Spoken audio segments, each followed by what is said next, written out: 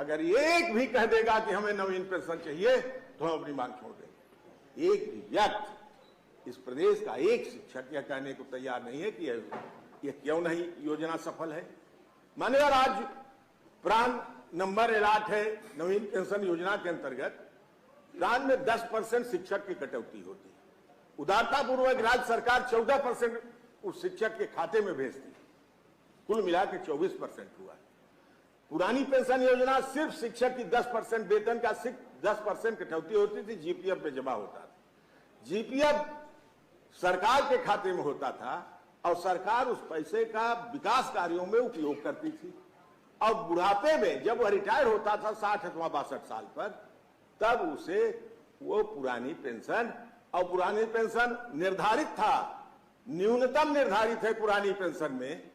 आज नवीन पेंशन में बताता हूं मान्यवर, पुरानी पेंशन में जो व्यक्ति जिस वेतन में काम कर रहा है उसके 10 महीने का एवरेज अथवा जो अंतिम वेतनमान होगा उसका 1/2 वही उसकी पेंशन होगी। जो अधिकतम हो वो पेंशन होगी। इस पेंशन योजना में, नवीन पेंशन योजना में, जो सरकार के खाते में नहीं है, ये धन्ना सेठों के खाते में जा रही है, ये शेयर बाजार में भेजी जा रही है, पैसा भेजा जा रहा है, उसमें न्यूनतम पेंशन निर्धारित नहीं है। न्यूनतम ही कर दीजिए मान्यवर कि आपको रिटायरमेंट के समय इतना मिलेगा, वो तो सेवा के आधार पर फिर निश्चित होती है कि आपको करना। न्यूनतम पेंशन नहीं देता। आज रिटायर हो रहे हैं 3 व्यक्तियों को तो मैं पर्सनली जानता हूं, झांसी का केस जानता हूं, अलीगढ़ का जानता हूं। रिटायरमेंट के बाद वो पा रहे थे 82,000 रुपया वेतन अंतिम माह। अब पेंशन कितना मिली? 1,000 रुपये। ये एनपीएस की दशा है। 82,000 काम करने वाला व्यक्ति अपने जीवन में जिस स्थिति में जी रहा था, क्या बुढ़ापे में 1,000 रुपये चाय पीने भर के लिए उसके पैसा हो जाएगा? भोजन का पैसा आएगा उसके पास? कहां से उसके? और इसका जो पैसा जमा होता है जीपीएफ में, रिटायर होने के बाद हर साल का ब्याज लग के उसे वापस होता था जीपीएफ का पैसा। वह पैसा भी इकट्ठा बुढ़ापे में मिलता था, उसके काम आता था। इसमें किसी प्रकार की धन वापसी की व्यवस्था जो की गई है वह 40% की गई है, लेकिन वह 40% भी शिक्षक कर्मचारी को नहीं मिल रहा है। मान्यवर, इस प्रदेश में हाहाकार मचा है। यह स्थिति, यह आज जिस देश में है एक संविधान एक कानून, यह बात तो सत्य है। तो एक कानून इस प्रदेश के 4 राज्य हैं, पश्चिम बंगाल, राजस्थान, छत्तीसगढ़ और बिहार से कटा राज्य कौन है? झारखंड। ये 4 राज्य हैं जो पुरानी पेंशन योजना शिक्षकों कर्मचारियों के मांग पर लागू कर चुके हैं। मान्यवर, ऐसी स्थिति में जब इस प्रदेश का शिक्षक कर्मचारी अपनी लोकप्रिय सरकार से, अपनी लोक कल्याणकारी सरकार से यह याचना हर मंचों पर कर रही है, प्रश्नों के माध्यम से हम लोग यहाँ, नोटिसों के माध्यम से हम लोग यहाँ उनकी बात रख रहे हैं, वो रख रहे हैं बात धरना और प्रदर्शन के माध्यम से, वह रख रहे हैं बात अपने जुलूसों के माध्यम से।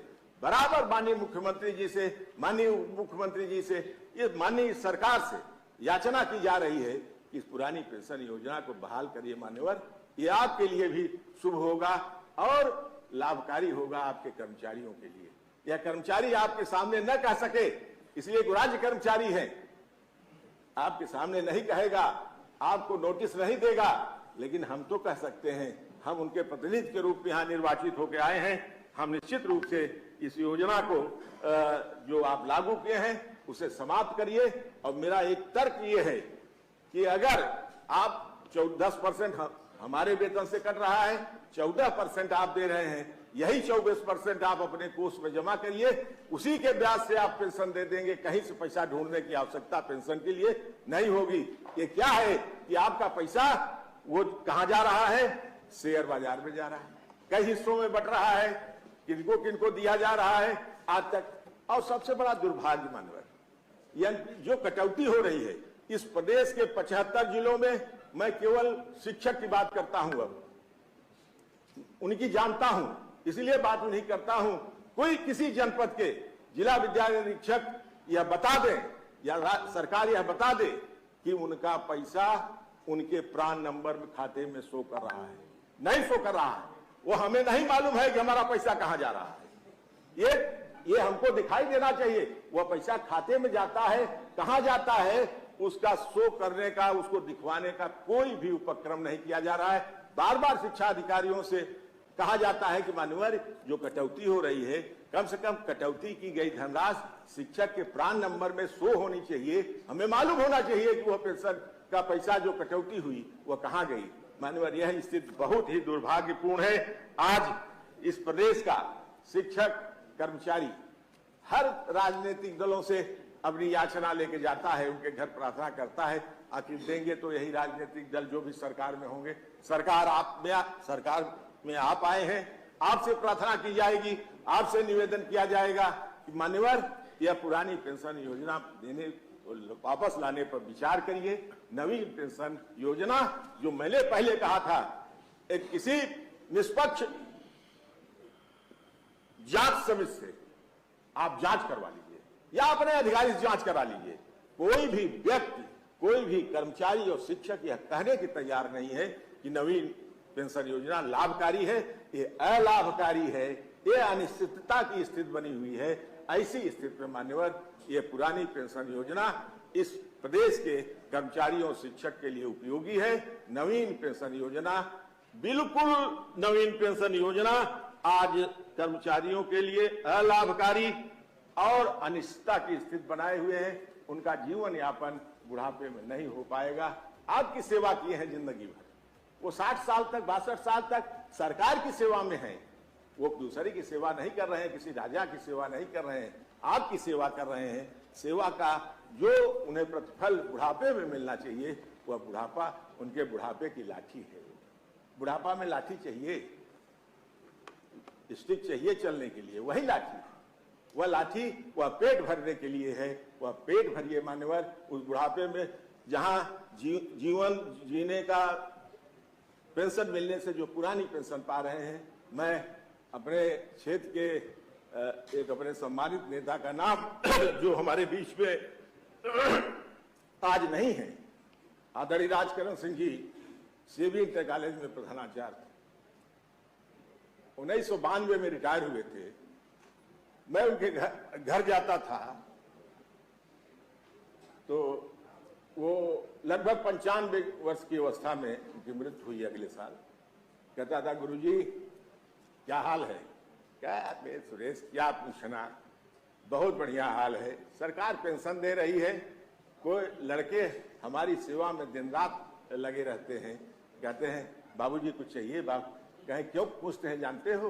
ना कहें कि 40,000 मिल रही है, 10,000 मेरे ऊपर खर्च, 30,000 तो ये लोग खा रहे हैं ना मेरी, तो ये इसलिए मेरी सेवा कर रहे हैं। आज जिस बुढ़ापे को, जिस व्यक्ति को रिटायरमेंट हो जाएगा, जो आज सेवानिवृत्त हो जाएगा और 1,000 और 1,500 पेंशन पाएगा, उसका लड़का नहीं पूछेगा, घर से मार के निकाल देगा उस बुढ़ापे में। इसलिए पेंशन आवश्यक है। माननीय, यह पेंशन आपके लिए भी जरूरी है, सबके लिए जरूरी है। ये अब बुढ़ापे के लिए उनको सहारा चाहिए। बस इतना ही निवेदन कर सकता हूं, इतना ही कह सकता हूं कि मान्यवर इस पुरानी पेंशन योजना को बहाल करिए, नवीन पेंशन योजना समाप्त करिए। इस देश में परंपरा चल गई है। एक न एक दिन मुझे विश्वास है कि इस प्रदेश में भी पुरानी पेंशन योजना लागू होगी। अगर राष्ट्र के 4 राज्य यह योजना लागू कर चुके हैं तो यह इस प्रदेश में भी लागू होगी। इसी विश्वास के साथ हम आपके सामने ये प्रार्थना लेके आए हैं। इस प्रार्थना को स्वीकार किए। बहुत बहुत धन्यवाद।